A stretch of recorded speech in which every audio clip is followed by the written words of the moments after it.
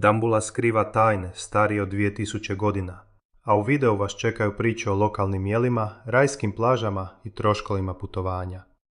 UNESCO. Duboko u srcu Šri Lanke stoji stijena koja skriva hram star više od 2000 godina. Pećinski hram Dambula, UNESCO-ovo svjetsko kulturno i povijesno dobro. Kralj Valagamba se tu sklonio tijekom rata, a danas budini kipovi šute, a ipak pričaju priče davnih vremena. 5 pećina čuva tajne kraljeva, monaha i umjetnika. Dambula nije običan hram, to je pećinski grad. 5 pećina, svaka s drugačijom temom i rasporedom, spaja umjetnost, religiju i arhitekturu u jednu cjelinu. Ulaz je nizak, ali iznenađenje je ogromno. Golema ležeća statua Bude od 14 metara dočekuje svakog posjetitelja. Ulaznica za Dambula hram iznosi oko 6 eura za strane posjetitelje.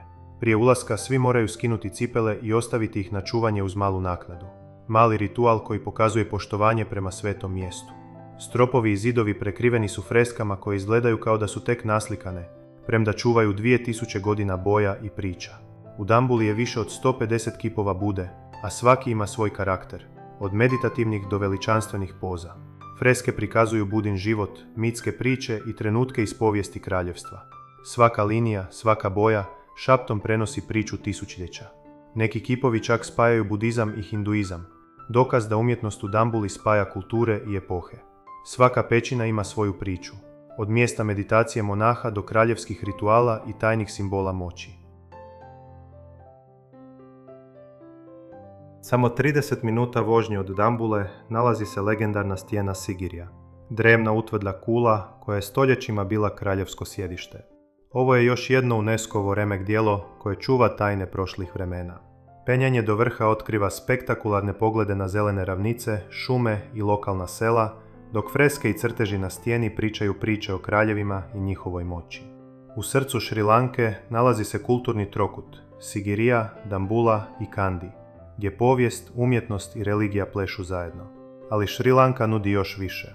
Čuveno putovanje vlakom kroz zelene planine Ela, susreti sa slonovima i gepardima u Jala nacionalnom parku ili opuštanje na plažama Nilaveli i Mirisa. Svaka destinacija otvara novu priču, od kulturnih dragulja do netaknute prirode. Na sjeveru i istoku zemlje žive Tamili, etnička skupina s vlastitim jezikom, tradicijom i običajima. Njihova kultura stoljećima obogaćuje otok. Posjetitelji ovdje mogu vidjeti šarene hramove, tradicijske obrede i kuhinju koja spaja okuse i priče. Tamilska područja daju još jedan sloj autentične Šri Lanke, mjesto gdje se povijest i suvremenost stapaju u jedno. Hrana u Šri Lanki je prava eksplozija okusa. Isprobajte tanjur riže s karijem, povrće, meso ili ribu začinjeno kokosom i aromatičnim začinima.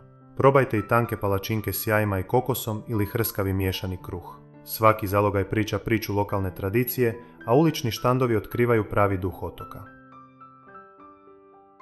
Šri Lanka je poznata po čaju. Plantaže u središnjim planinama proizvode svjetski cijenjeni crni i zeleni čaj, a posjetitelji mogu šetati kroz plantaže, gledati berbu listova i uživati u šalici svježeg čaja okruženi zelenim krajolikom.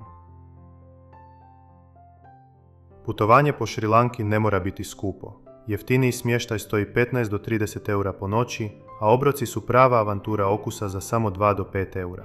Tuk-tukom do atrakcija možete stići za samo nekoliko eura, a lokalni autobus iz Kolomba do Dambule stoji manje od 2 eura. Ovdje možete uživati u kulturi, prirodi i hrani, a pritom ne isprazniti novčanik. Putovanje ovdje je pristupačno, ali nezaboravno. Šri Lanka nudi iskustva koja spajaju avanturu i kulturu. Plovidba kroz mirne rijeke, pješačenje po planinskim stazama, posjet svetištima na vrhovima brda ili surfanje na jugoistočnoj obali, svaki posjetitelj može pronaći svoj ritam i način da upozna ovu zemlju. Svaka aktivnost otkriva novu perspektivu, nove mirise, boje i zvukove. Umjetnost, priroda, avantura i okusi. Šri Lanka je mjesto gdje svaka sekunda vrijedi. UNESCO-ova baština, netaknuta priroda i gostoljubivi ljudi čine putovanje nezaboravnim. Držite se, avantura tek počinje.